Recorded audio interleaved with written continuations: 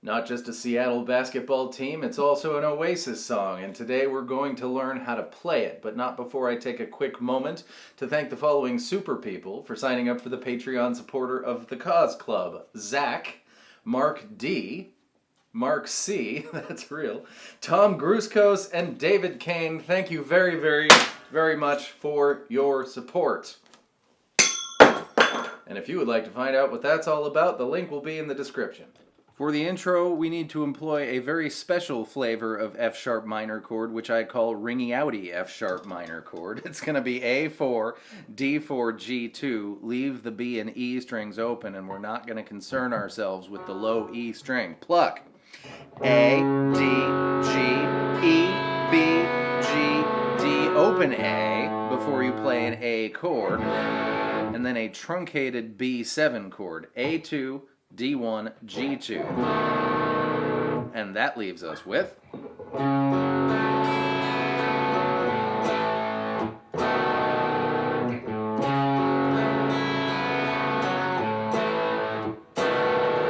for the intro. Weirdly, that ringy-outy F-sharp minor chord turns into an F-sharp major chord when we get to the verse, but we still don't have to do a bar, so don't worry. It's going to be E2, A4, D4, G3, and we're not going to concern ourselves with the E or B strings this time, the little ones. You're going to have this chord going, and the E string is going to go 2, 2, 0, 2, 2, 0. And now we need A. You can play A and B. But Oasis, watching live versions, plays this very shape up on the 5th fret for A and 7th fret for B. So now we have... And after the B, hit that E string open as you go back into the F sharp. Like that. That's your verse. The chorus utilizes a thing I like to call the cowboy bounce. And the cowboy bounce is, if you look at the chord construction of a power chord, E in this case, you've got E, that's the root, and B, that's the 5th. And if we go root, 5, 6, 5, root, 5, 6, 5, that's the soundtrack when, you know, the cowboy moseys into town. In this song, it's more like this. 3 times, 4 times, and then we are going to play ringy-outy F-sharp major or Alice in Chains F-sharp.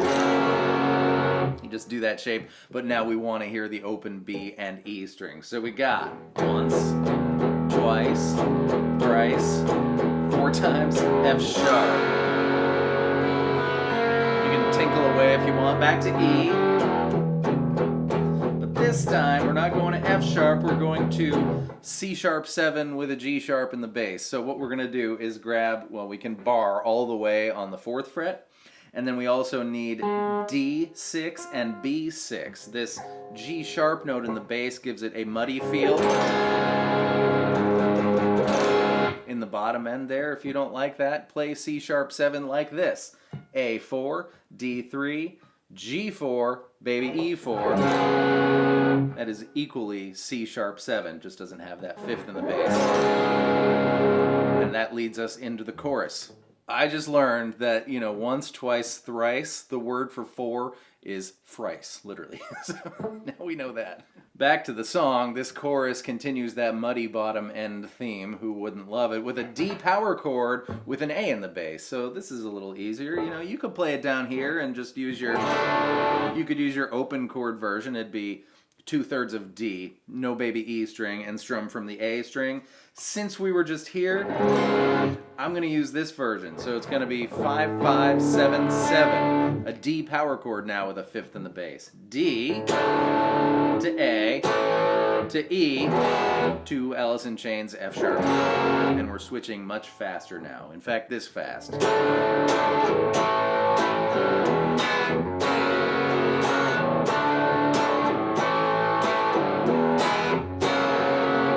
For the chorus. And at the end of the chorus, you hit an E, followed by our special C sharp 7 chord. And now I want to show you that lead line in the chorus. Grab your A string 2nd fret, but use your ring finger because we're going to slide immediately up to 4, then reach back for D2, back to the A string, 4, 2, 0, 0, Then our first move again, back to 4, and then the E string, 2nd fret, and that's the moment we hit the F sharp chord, so that makes a lot of sense. And all that together is